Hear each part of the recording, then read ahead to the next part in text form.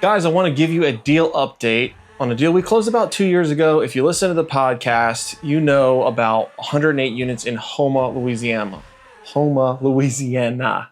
It's about 45 minutes from New Orleans. And a guy in the deal room, Caleb Bro, found this deal. And the cool thing about this deal was it was pretty nice. You know, it was built in the 70s. It was fairly full. The rents were kind of low, but not too low. And it was in decent condition. And he got this thing for $3.5 million. So if you do the math on that, that's like $32,000, $33,000 a unit. And they were rented for $700, $800 a unit. So pretty good rents. The reason that this thing was selling at the price it was because the insurance was really high, right? Think about the Bayou, Louisiana, right there on the coast. Houma had gotten struck by Hurricane Ida a few years prior, and the insurance premiums were really high. So they had non-recourse agency debt on that. And agency debt, although it is great, you can get good rates on it, they have very high insurance requirements for these loans. And if you want to get that loan, you've got to play ball with what kind of insurance they want you to have. And so the owner had passed away, and he had given this complex, I believe, to his son, who, believe it or not, lived here in Charleston, you know, very far away. And they were managing it through a third-party manager, but the insurance premiums were like north of $300,000 a year. And so they were just getting crushed on these insurance premiums, and it was sucking up all the money. This thing really wasn't making much after debt service and insurance. And then you also have the ongoing repairs and maintenance and unit turns and everything else that goes into managing an apartment complex. And so he wanted to sell it. He was, I believe, a medical professional, doctor, surgeon, something like that. And he really wasn't in multifamily. So it's kind of like, hey, Dad, thanks for the thing, but I don't want it. I want to sell it. And we bought it. So while we were buying the property, like as we had under contract, we decided to get new debt on it. We weren't going to try and go agency. We're going to go with a local bank. And that way we could get better insurance requirements, a little bit more relaxed insurance requirements.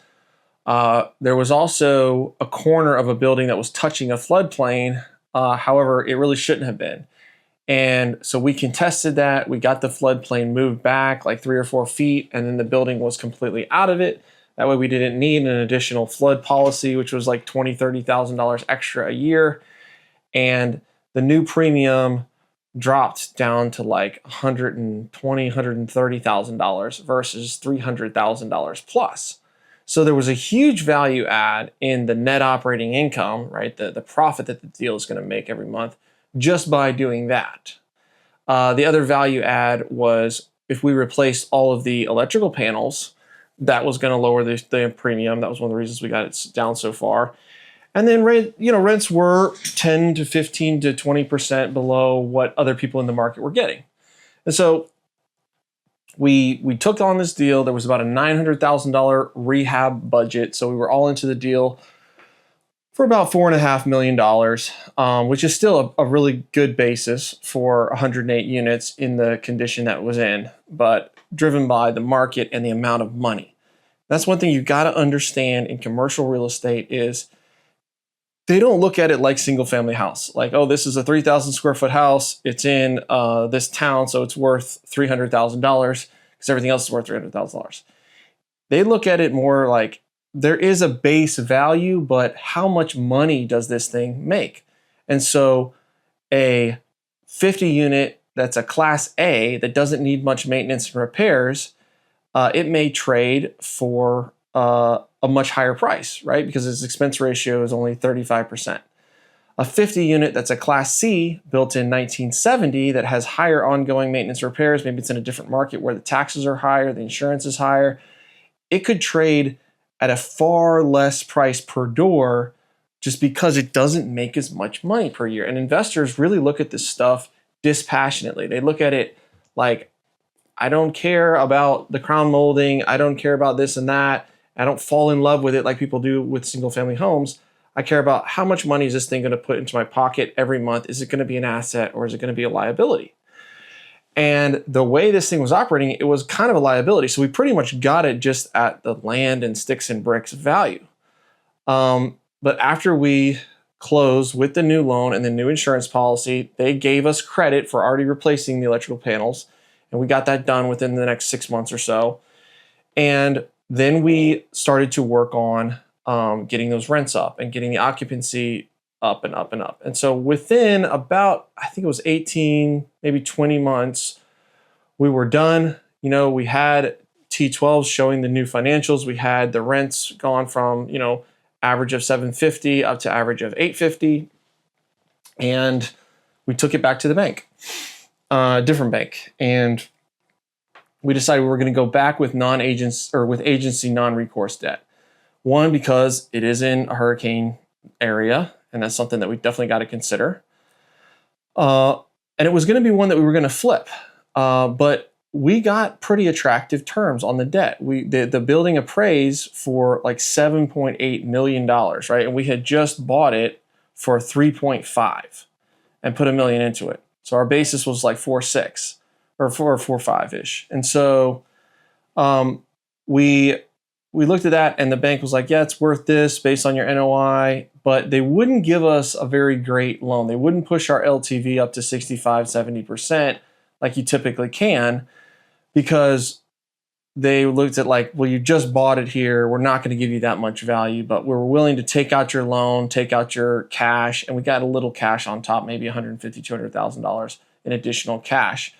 But in this market, it was a huge win to do a full BRRRR deal and cash out, refinance all the investors' capital. Because when we bought this, we raised about $1.2 million of investor cash plus the loan to do the renovations and to buy the building.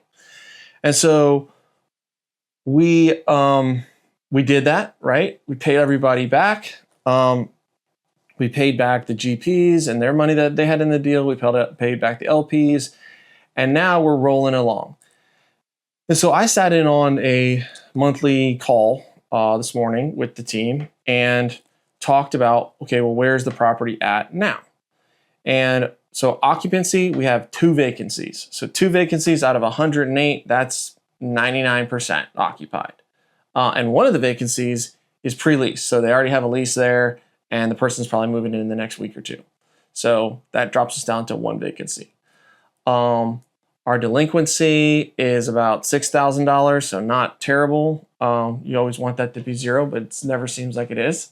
And our rent roll, like what we are, collecting now with the occupancy, is about $101,000 a month, right? So when we bought this, we were collecting somewhere between $68,000 and $72,000. So now we've pushed the rent roll by 30-40%. We're at $101,000. And we're routinely collecting, 95 to, well, you can do the math. 101 minus 6 is $94,000. So that's what we're going to collect in May. And so huge change. And so now we're looking at the cash flow, right? So we have decided that every month we can distribute $15,000 to the investors in the deal. Right? The way we structured that deal was 50-50. Investors got 50, general partners got 50. Now the investors are cashed out of the deal. They got their money. They got a little bit of a preferred return on their money while it was in the deal. Or actually, no, there was no pref, but they got about a 5 to 6% return on their cash while it was in the deal. And then now they're getting, 50% of $15,000 is $7,500 times 12 is $80,000, $90,000 a year. So not a ton off of 1.2 million, but remember, they don't have 1.2 million in the deal anymore. They've got their 1.2 million back in their bank account. They've put it into another investment. They spent it on a boat. I don't know what they did with it. Doesn't matter. But they're making this cash flow with no risk anymore. They're not signing on the debt. And the risk to the GP side is also limited because it's a non-recourse loan. We didn't personally guarantee the principal balance of the loan. And the crazy thing is this deal actually cash flows like $23,000 to $33,000 a month. We're just stacking up our reserves. We've got about 6 figures in reserves right now. We're coming into hurricane season, so we want to bolster that a little bit more. But now we've got a deal that is generating $260,000 to $350,000 a year in free cash flow after paying the mortgage, after paying the taxes, after paying the insurance, all maintenance, repairs, management fees, everything. And so that is coupled with not having any money in the deal. So we put our money at risk for about a year and a half, 2 years. We executed the plan, and now we've got a major winner on our hands. And so we're talking about, well, what's our next move, right? So we have a couple of options. One is to sell the property. You say, well, it appraised for 7.8 and you're only in it for 4.5, 4.6 for your loan. Like, why don't you do that and make $3 million? That'd be amazing. Just because something appraises for that doesn't mean that's what it's actually going to sell for. And in talking with Caleb, we probably think this might trade more in the 6 to 6.5 range, and then you pay brokers and you pay taxes, and it's a win for sure, but it's not the win that you're maybe thinking in your brain of they're about to make $3 million. Not the case. You're also going to get hit with recapture of depreciation. We depreciated the building when we bought it. We got a lot of tax incentives. When we sell, we're going to have to recapture that. And so we're going to get doubly whacked with taxes. Second option would be to refinance. After another year, our yield maintenance burns off. So the first loan, we have yield maintenance for 2 years, meaning if we refinance or sell, we have to pay the interest that the bank would have made over that period of time. And so we don't really want to do that. It doesn't make sense to do that. It's fairly expensive to do that. So, but let's just say we're a year down the road, we go to refinance. Let's say we get a good appraisal of, $7.8 million. We could potentially get a $6 million loan, 75% LTV, because now we've owned the deal for 4 years and banks feel more comfortable with that. And so we could cash out another $1.5 million tax-free that we distribute to the investors, 50-50. We get $750, they get $750. Problem with that, though, is your debt goes up. So it kind of depends on where the rates go. If the rates stay where they're at or go higher, then our debt service is going to go up, which is going to decrease our free cash flow. So, and also lever up the risk on the deal. The more debt you have on the deal, the more probability and possibility that you have of going under, the less storm you can weather. But cashing out refinancing is a good play. Because you're not tying up that equity anymore, and you can get that equity now working in another deal or in another investment. Third option is we've got 5 years on this loan. I think we've got four left, maybe 4.5 left. We could just let it alone for 5 years and cash flow $20 to $30,000 a month, distribute $15 a month, save up the rest. If it gets too big, maybe we do a bonus distribution around Christmas time, something like that. All good problems to have. But we don't get that lump sum as if we had refinanced or sold. So that's the drawback of that. And so this deal, which was going to be a quick flip, we have now walked into a deal that's really, really solid. It's 99% occupied. We're able to get the rents where we want. Hopefully the rents at least stay where they're at or maybe grow over the next 5 years. We'll see. But it's easy to hold. And we can continue to pay down debt. We can continue to let the value of that building rise as we increase the NOI. And we don't have a whole lot of major CapEx hurdles in front of us because we fixed a lot of that when we first bought it with the $900,000 cash inflection. So that's probably what we're going to do, is at least just hold it and cash flow it for another 2 to 3 years and see what happens in year 5, where it's like, okay, your loan is maturing. It is time to refinance. What options do you want? But I have found when I buy multifamily or any commercial property, they don't all work great. They don't all cash flow great. They don't all stay occupied. They don't all have good bones and don't need a whole lot of maintenance. Some projects and properties, for whatever reason, a few things go wrong. You didn't finish your rehab. You got a rough tenant base. The market's declining, et cetera, et cetera. It's not a great buy and hold. It's not a great one to hold. And so you got to shed those. But when you do have the ones that are working and are cash flowing and are easy to manage and easy to hold and easy to keep full, you kind of want to keep a hold on them. At least I do. And so that's kind of what I'm thinking is going to happen with the Houma deal is, hey, it ain't that easy to identify this kind of deal. We won, we stabilized it, we refinanced everybody out. Let's just hang on to it. Let's collect our $15K a month, and hopefully that'll increase over time. And in 3 or 4 more years, if we want to refinance and pull a little bit of cash out, fine. I'm also not a huge fan of levering that debt way up. Now, in this deal, I'm not a loan guarantor. So if they want to lever up the debt, I mean, it's up to them because I'm not on that debt. So if it goes sideways, the bank's not going to be looking at me to make good on that. So it's kind of majority decision by them, what they want to do and how much debt they want to sign on. But my thought would be, if you want to pull out a little bit, fine, but probably utilize that cash for improving the property. Let's replace some more air conditioners. Maybe we need to re-roof the property, something like that to keep it, like harden it for the next decade. Now, why am I telling you this story? So in real estate, I've got example after example after example of identifying people's problems. The problem here was a guy owned this that didn't know what he was doing, didn't want to know what he was doing. This just wasn't his industry. And I don't fault him at all. This dude's a surgeon. His dad was running it. He passed away. Now he's got this problem dumped on his lap. He's got to meet with the management company. He's wondering why his property isn't making any money. He's getting hit with tax bills, insurance increases. He's got to deal with this huge loan that he never necessarily signed up for. And it is a problem that he doesn't want to deal with.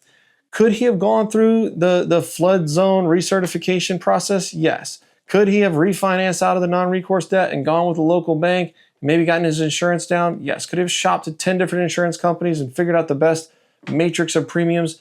Yes. But he didn't want to do any of that. And he probably is better served focusing on what he's good at and his industry, and to just take the money that he's going to get from that and invest it in whatever he does, whatever he's comfortable with, whatever he knows. But that problem created an opportunity for us because this is what we know. This is our field. This is something that we're good at. And Caleb owns a property management company and lives in the town. And he is actively managing this property and tuning it up and eye on the ball and finger on the pulse of the numbers every single week. And he's also getting compensated for that. And so that vertical integration of being in a field that you're an expert in and solving a problem, knowing how you can solve a problem, we were able to create not just cash flow, but a large, significant portion of wealth. Because if we sold it today, we may not get the price we want because multifamily is a little bit down. It's a little bit the redheaded stepchild of the industry right now. But 3, 4, 5 years from now, 10 years from now, 20 years from now, I don't know. I don't know what that property is going to be worth. But it's not unreasonable to think in 10 years it could be worth 8, 9 million. In 20 years it could be worth 12, 13 million. We'll see. We'll see what happens. But we were able to solve that guy's problems. And when you can connect problems with solutions, that's where you make money. The deal that I talked about, I think last week on the warehouse in Michigan, colleague found an empty warehouse. That's a problem. It's not making any money. He connected with a tenant who was, it was too big of a space. They were paying more than they wanted to, and their rent was choking the growth of their business. That's a problem. And he connected those two pieces together. Hey, you can get into a space that's plenty big enough for what you're doing, and you can pay way cheaper rent, and we're going to upfit it for you, and we're going to solve your cash flow problem for your business. It's a win-win. Now he takes a property that was vacant and now it's leased and it's got a 7-year lease in place. And so the valuation of that building almost tripled in that instance. I'm thinking about my flex warehouse. It's like my buyers have problems. They can't find space. The spaces that are available are way, way, way, way, way too big and way, way, way, way too expensive. So if I can sell them a smaller bay, 1,000, 2,000 square feet, for a reasonable price, it gives them a warehouse and a bathroom, and if they want to build an office out, they can have that. It's exactly what they need for their business, and that's why I think we've pre-sold 16 of them at this point before we've even broken ground, because that was a major pain point for these small business owners. Talking to a guy, he had a fire. He had a fire and he called me. He said, hey, do you have any warehouse space? I need to rent something. And instead of, well, and I didn't have anything because my warehouses aren't built yet. But I just said, well, what are you going to do with your property that burned? And he doesn't want to deal with it. It's half burnt. The business is going to need to be shut down. And it's a problem that he doesn't want to deal with. He wasn't happy with this business anyways. And so I said, hey, don't worry about it. Just leave it as is. I'll take it. I'll clear it up. I'll clean it up. And we'll buy it for X amount of dollars. And this will be a great move for you. We're solving his problem. And if I can, create opportunity there by rebuilding the building, whatever happens there, we'll see. That's an opportunity. I'm at a party. Like Memorial Day. I'm talking to a guy who I've known for a while, and he says that he's coming into some money. I'm not going to get into details because it's private, but he's coming into some money. It's a significant amount of money. And it's going to happen in the next month or two. And he's worried about taxes. He's like, I'm going to, make X. And I'm like, dude, you're going to owe like millions of dollars in taxes. And he is aware of that, but not really. Like, he's not in this industry. And I said, well, you could do this, you could do that. He's like, well, I don't like the stock market. I really like real estate. I'm thinking about maybe buying some more Airbnbs. He had a few Airbnbs. I said, yeah, Airbnbs are good. You can do depreciation, but like, dude, you're going to need to buy like 20 Airbnbs to offset this tax liability that you have. Do you really want to manage 20 Airbnbs? Because this isn't what he does full time. And as we got to talking, I thought, hey, what you need is a commercial deal. If you buy a commercial property where you can buy one parcel for a couple million, $3, $4, $5 million, that is maybe already leased. If it's not leased, we could find a tenant, which would be a further value add, but you could collect an income from that, and you have something that's fairly easy to manage. You could turn that over to a commercial management property company, and you're going to save a ton of taxes. He didn't want to go into the stock market. He doesn't like the stock market. He likes real estate. He understands real estate, but he wasn't even thinking about, wow, I could go out there and buy a, commercial property that is going to solve my problem versus trying to buy, 10 or 15, $300,000 Airbnbs, which is probably going to turn into a headache for him and another problem. And if he does this and he gets a, depreciation study and he saves $2 or $3 or $4 million, then it doesn't matter if he gets a smoking good deal because he saved all that in taxes. And so I'm listening to people all the time and what is their problem, right? Instead of just like, how can I make money here? What can I do? How can I get what I want? I'm thinking about what is their problem? With the guy who needed to rent a space, I was like, his problem is he needs to get rid of this property that is going to cost a lot of money to get back up and running. He's fighting with the insurance company. He doesn't want to deal with it, right? That's his problem. And I can probably help him find another small warehouse to rent, even if it's not mine, but I can help him solve that problem. The guy with this, he's like, I want to buy Airbnbs. And I'm thinking, man, that's not really your problem. Your problem is you're going to owe a large amount of money in taxes. So how do we solve that? How can I help you solve that? And in that instance, he may buy something that has nothing to do with me, right? But I can still help him and connect him and create goodwill with the broker, the guy selling that, the guy buying that relationship, and where that will lead by helping people solve problems. So if you want to make money in real estate, look for the problems. Look for the stuff that's got a little hair on it. It's a little weird. They don't know what to do. They're losing money. It's not fun.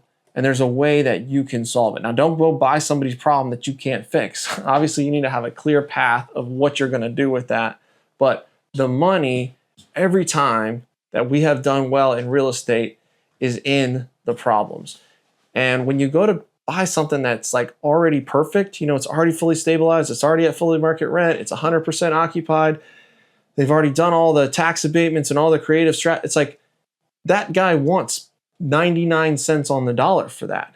There is no more value add to be done there. And there really is no risk. And so the reward is going to be really, really limited.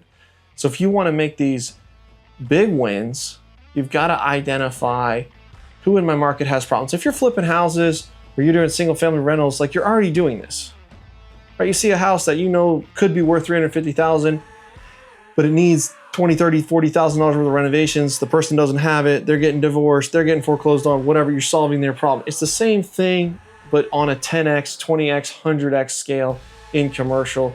Your job is to still find those problems, help those people solve them, put the pieces together so that you can make money on the deal. All right, guys, that's what I got for you this week. Talk to you soon.